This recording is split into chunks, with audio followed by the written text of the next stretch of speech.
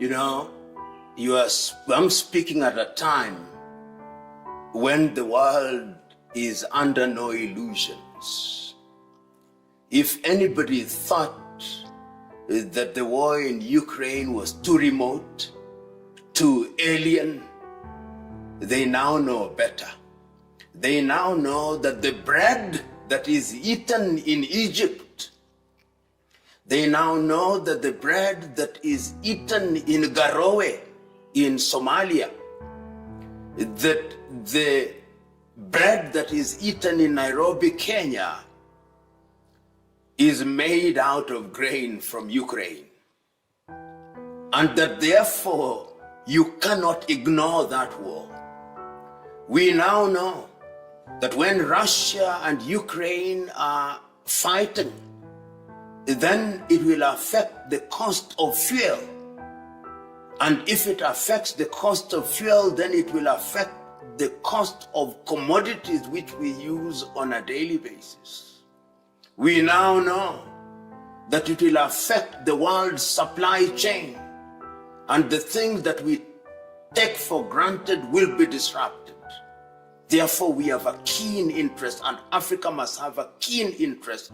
And it gladdens my heart that the African Union has now decided to send a peace delegation to Moscow and to Kiev to talk to the leaders of the combating parties to bring peace.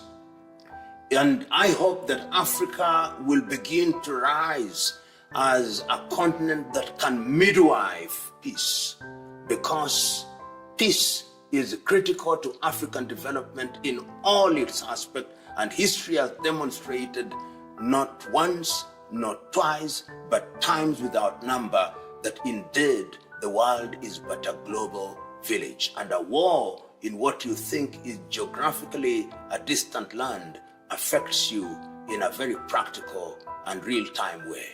I've always held the view that when a house is on fire, you put out the fire. You don't try to determine who lit the fire in the first place. And we find ourselves in such a situation. And the question as to who is right and who is wrong depends on who you are talking to. If you talk to the Western world and the Ukrainians, they hold the view that Russia is the aggressor.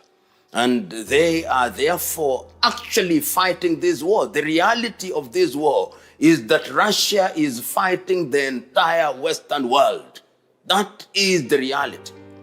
Many African countries quietly actually support Russia.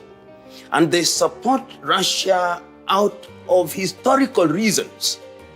That at critical moments during the struggle for independence, it is the Russians who came out to support those who are fighting for independence. The Russians who are present in Congo, the Russians who are present during the struggle in South Africa, the Russians who are present in Mozambique, the Russians who are present in Angola, the Russians who are present in Guinea-Bissau, and therefore sentimentally, Africans support Russia. But no matter who we support, my own view is that war has no eyes. The net effect is that those who are not responsible for the war end up suffering. And I hope that this war, once it's settled, will send a clear message also to the Western world that their hegemonic approach to world affairs must come to an end, and that the era of unilateralism and manipulation of multilateral institutions must stop, and the approach to world affairs must be collegiate through the UN.